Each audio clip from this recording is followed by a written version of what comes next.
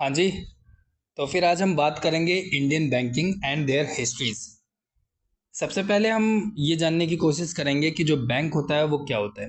Bank एक तरीके का फाइनेंशियल इंस्टीट्यूशन होता है जहाँ पर ये हमें प्रोवाइड करता है बैंकिंग सर्विसेज और फाइनेंशियल सर्विसेज अपने कस्टमर्स को। बैंकिंग जो शब्द है वो डिफाइन किया गया है बैंकिंग रेगुलेशन एक्ट 1949 का जो सेक्शन है 5 उसका सब क्लोज बी। मतलब बैंकिंग रेगुलेशन एक्ट 1949 सेक्शन 5 का सब क्लोज बी जो कि ये डिफाइन करता है कि the acceptation of the deposit for the purpose of lending. इसके साथ साथ जो बैंक है वो फाइनेंशियल सर्विसेज में करेंसी एक्सचेंजेस को देखता है, कॉन्स्टेंसी सर्विसेज देता है और इसके साथ साथ ये डीमैट अकाउंट जो होता है उसको ऑपरेट करता है। और ये साथ साथ इंटरमीडिएट भी काम करता है between investor and the investment. इसके बाद हम बात करेंगे कि जो बैंक होता है उसकी हिस्ट्री क्या है। तो बैंकिंग की हिस्ट्री हम चार पार्ट में डिवाइड करके पढ़ेंगे। पहला जो था कॉलोनियल एरा, दूसरा pre independence phase one, pre independence phase two और पोस्ट इंडिपेंडेंस। इन चार तरीके से हम बैंकिंग की हिस्ट्री को पढ़ेंगे। तो सबसे पहले हम चालू करते हैं कॉलोनियल एरा को। कॉलोनियल एरा में जब ये बैंकिंग सिस्टम स्टार्ट हुआ उस समय गवर्नर जनरल ऑफ जो बंगाल थे जिनका नाम था वैरन हेस्टिंग, इन्होंने इस आइडिया को दिया था, idea to start the bank from the characteristic of the central bank. जो फर्स्ट बैंक था उसका नाम रखा गया था General Bank of Bengal and Bihar, जो कि जनवरी 1773 एडी में स्टार्ट किया गया था। 17th सेंचुरी में बैंकिंग का डिक्लाइन होना शुरू हुआ था और इसमें जो फर्स्ट बैंक था जो स्टार्ट किया गया था Alexander and the major company, जो कि एक यूरोपियन बैंक था। और जो कंपनी जो थी उन्होंने स्टार्ट किया था द बैंक ऑफ हिंदुस्तान, जो कि स्टैब्लिश्ड हुआ था 1770 एडी में। लेकिन किसी कारणवश जो बैंक ऑफ हिंदुस्तान था इसका एंड हो गया था 1832 एडी में। मतलब 1832 में डिसफंक्शन हो गया था बैंक ऑफ हिंदुस्तान। इसके बाद जनरल बैंक ऑफ इंडिया को इस्टेब्लिश किया गया था जो कि 1786 एडी में इस्टेब्लिश हुआ था। लेकिन ये वाला बैंक भी डिसफंक्शन हो गया था 1791 एडी में। विद इन 5 ईयर ये वाला बैंक भी डिसफंक्शन हो गया था। तो कॉलोनियल एरा में हमने पहला बैंक जो पढ़ा था जो कि गवर्नर जनरल ऑफ जो बंगाल थे वैरन हेस्टिंग, उन्होंने पहला बैंक स्टार्ट किया था General Bank of Bihar and Bengal, जो कि 1773 एडी में स्टार्ट हुआ था। और कंपनी का जो बैंक था जिनका नाम था बैंक ऑफ हिंदुस्तान, जो कि 1770 एडी में स्टार्ट हुआ था, लेकिन किसी कारणवश इसका एंड हो गया था 1832 एडी में। और जनरल बैंक ऑफ इंडिया जो कि स्टैब्लिश हुआ था 1786 एडी में, लेकिन इसका एंड हो गया था 1791 एडी में। तो कॉलोनियल एरा मतलब पार्ट वन खत्म होता है। अब हम पार्ट टू में देखते हैं कि प्री इंडिपेंडेंस जो फेज वन था उस समय हमारे इंडिया में किस तरीके के बैंक बने। सबसे पहले बैंक ऑफ कलकत्ता जो कि 1806 एडी में बना, और बैंक ऑफ बॉम्बे जो कि 1840 एडी में बना, और बैंक ऑफ मद्रास जो कि 1843 एडी में बना। इनको हम प्रेसिडेंसी बैंक के नाम से जानते थे क्योंकि इनको नोट प्रिंट करने की परमिशन दी हुई थी।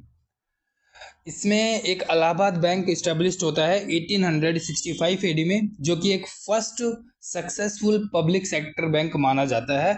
और इसको जो मर्ज हमें देखने को मिला है 2020 में मर्ज हुआ था इंडियन बैंक के साथ। तो ये पहला इंडियन सक्सेसफुली बैंक माना जाता है क्योंकि ये बहुत लंबे समय के बाद किसी दूसरे बैंक में मर्ज हुआ। इलाहाबाद बैंक इंडियन बैंक में मर्ज हुआ 2020 में। इसके बाद एक बैंक ओपन हुआ जिसका नाम है अवध कमर्शियल बैंक, जिसको हम कहते हैं ओध कमर्शियल बैंक। ये पहला बैंक था जो कम्प्लीटली ओन किया जाता था इंडियंस के द्वारा, जो कि इस्टेब्लिश हुआ था 1881 एडी में, और ये डिसफंक्शन हो गया था 1958 एडी में। इसके बाद एक नया बैंक ओपन होता है जिसका नाम होता है पंजाब नेशनल बैंक, जो कि इस्टेब्लिश हुआ था 1894 एडी में, और इसका हेडक्वार्टर था लाहौर में। और फिर बैंक ऑफ इंडिया इस्टेब्लिश होता है 1906 एडी में, और इसका जो हेडक्वार्टर होता है ये मुंबई में होता है। तो ऑल ओवर यही सारे बैंक थे प्री इंडिपेंडेंस फेज वन में। तो पार्ट सेकंड यहाँ पर फिनिश होता है। अब हम पार्ट थर्ड की बात करते हैं जिसमें हम प्री इंडिपेंडेंस फेज सेकंड की बात करते हैं, जो कि 1906 एडी से लेकर 1913 एडी के बीच में जो बैंक बने थे उसके बारे में हम इसमें थोड़ी सी बात करते हैं कि 1906 एडी में बैंक ऑफ इंडिया इस्टेब्लिश होता है, 1906 एडी में ही बैंक ऑफ कनाडा इस्टेब्लिश होता है, और 1907 में इंडियन बैंक, और 1909 में बैंक ऑफ बड़ौदा, और 1911 में सेंट्रल बैंक ऑफ इंडिया, और 1913 में बैंक ऑफ मैसूर। अगर हम लाइन से गिने तो 1906 में दो बैंक इस्टेब्लिश हुए, bank of India and Canara bank. उसी के एक साल बाद इंडियन बैंक इस्टेब्लिश हुआ था 1907 में, और इसके 2 साल के बाद 1909 एडी में बैंक ऑफ बड़ौदा। इसी के 2 साल के बाद सेंट्रल बैंक ऑफ इंडिया मतलब 1911 में, और इसी के 2 साल के बाद बैंक ऑफ मैसूर 1913 में। इसके बाद ये जो बैंक्स थे, ये इनमें बहुत से बैंक जो थे वो फेल हो गए थे।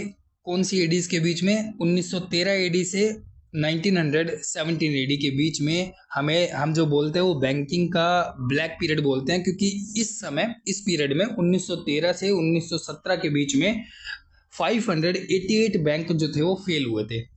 सो हमें ये फील हुआ we need banking regulation act और अथॉरिटी। तो लोगों ने यहाँ पर बैंकिंग के कारणों को फेल होते हुए देखा। तो सबसे पहले जो 3 प्रेसिडेंसीज बैंक थे इसी समय पे उनको मर्ज कर दिया गया और एक नया बैंक बनाया गया जिसका नाम था इंपीरियल बैंक ऑफ इंडिया, जो कि 1921 एडी में इस्टेब्लिश किया गया। ये ही जो बैंक है, जो प्रेसिडेंसीज बैंक है, वो एसबीआई के रूट कोज है, स्टेट बैंक ऑफ इंडिया जो आज के समय पे एग्जिस्ट करता है। ये 3 प्रेसिडेंसीज को मर्ज होकर ही बने थे। तो अगर हम बोले कि जो 3 प्रेसिडेंसीज बैंक थे वो कौन कौन से थे? बैंक ऑफ कैलकाटा 1806 में इस्टेब्लिश हुआ था, बैंक ऑफ बॉम्बे 1840 एडी में इस्टेब्लिश हुआ था, और बैंक ऑफ मैड्रास जो कि 1843 एडी में इस्टेब्लिश किए गए थे। लेकिन इन जब 3 प्रेसिडेंसीज बैंक को मर्ज किया गया 1921 एडी में, और इसका नाम दिया गया इंपीरियल बैंक ऑफ इंडिया। कब? 1921 एडी में। इसी समय पे आरबीआई एक्ट पास होता है 1934 एडी में, और आरबीआई को इस्टेब्लिश किया जाता है 1935 एडी में। 1935 एडी से लेकर 1937 एडी तक इसका जो हेडक्वार्टर था वो कलकत्ता में था, और लेकिन 1937 एडी के बाद इसका जो हेडक्वार्टर है उसको मुंबई शिफ्ट कर दिया गया। हमने क्या बात करी? आरबीआई जो है एक्ट पास किया गया 1934 एडी में, और इसी के एक साल के बाद 1935 एडी से जो आरबीआई था इसको इस्टेब्लिश किया गया, और 2 साल तक 1935 से लेकर 37 तक इसका हेडक्वार्टर कैलकाटा में था। लेकिन 1937 के बाद इसका हेडक्वार्टर हमने मुंबई शिफ्ट कर दिया था। तो it's all about the RBI, और it's all about the third part, मतलब प्री इंडिपेंडेंस फेज सेकंड। अब हम फोर्थ पार्ट की बात करेंगे जिसका नाम है पोस्ट इंडिपेंडेंस फेज, आज़ादी के बाद के फेज की हम बात करेंगे। पोस्ट इंडिपेंडेंस फेज में हमें मैक्सिमम चीज़ें जैसे नेशनलाइजेशन हमें बैंक का होता हुआ दिखा, और मर्जर्स, बैंक काफ़ी सारे बैंक्स आपस में मर्ज हो रहे थे। तो हमने पोस्ट इंडिपेंडेंस में यही सारी चीज़ें देखी। तो आरबीआई जो था उसको नेशनलाइजेशन किया गया 1 जनवरी 1949 को। मतलब नेशनलाइजेशन का मतलब होता है जो बैंक्स है वो अंडर इन द कंट्रोल हो जाता है गवर्नमेंट ऑफ इंडिया के।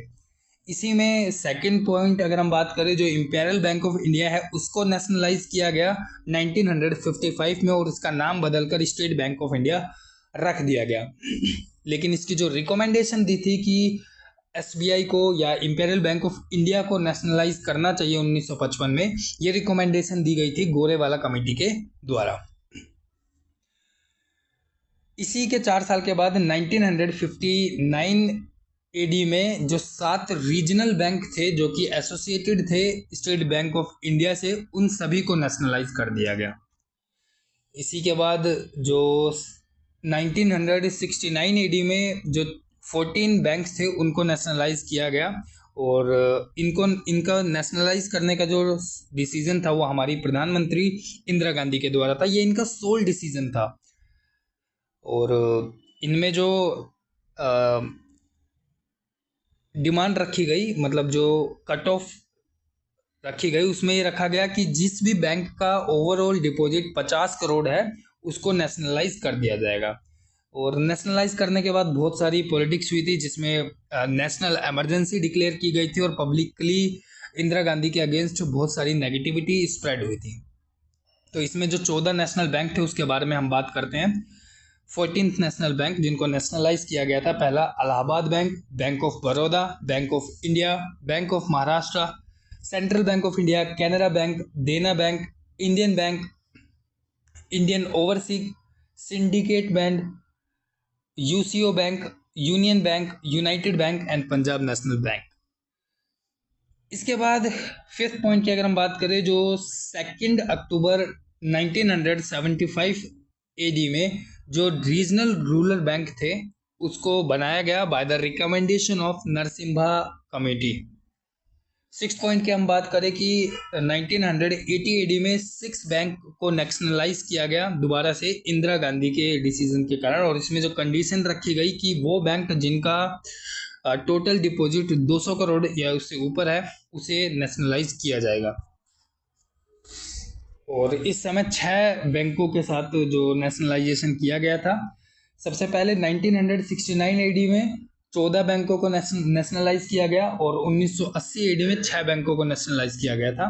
इन 6 बैंकों के नाम कुछ इस प्रकार हैं: Punjab and the Sindh bank, Vijaya bank, OBC bank मतलब oriental bank of commerce, corporation bank, Andhra bank, new bank of India. इन सभी बैंकों को मर्ज कर दिया गया। अब हम बात करें कि the merge of post independence bank की, जैसे 1993 एडी में न्यू बैंक ऑफ इंडिया है उसको मर्ज कर दिया गया था पंजाब नेशनल बैंक के साथ। 2017 में 5 एसोसिएट्स ऑफ एसबीआई एंड भारतीय महिला बैंक इनको मर्ज कर दिया गया और इसको मर्ज करने के बाद इसका नाम स्टेट बैंक ऑफ इंडिया रखा गया। भारतीय महिला बैंक को इस्टेब्लिश किया गया था 2013 में और इनका इनॉग्रेशन हमारे प्रधानमंत्री उस समय के डॉक्टर मनमोहन सिंह ने किया था। 2019 में विजया बैंक और देना बैंक को मर्ज कर बैंक ऑफ बड़ौदा बनाया गया, मतलब विजया बैंक और देना बैंक को मर्ज कर दिया गया बैंक ऑफ बड़ौदा में। 2020 में काफ़ी सारे बैंकों को मर्ज किया गया, जैसे इलाहाबाद बैंक को इंडियन बैंक में मर्ज किया गया, OBC and United bank of India को मर्ज कर दिया गया बैंक पंजाब नेशनल बैंक में, आंध्रा बैंक और कॉरपोरेशन बैंक को मर्ज कर दिया गया यूनियन बैंक ऑफ इंडिया में, सिंडिकेट बैंक को मर्ज कर दिया गया कैनरा बैंक में। तो ये ऑल ओवर जो हिस्ट्री थी बैंकिंग की यहाँ पर फिनिश होती है। Thank you.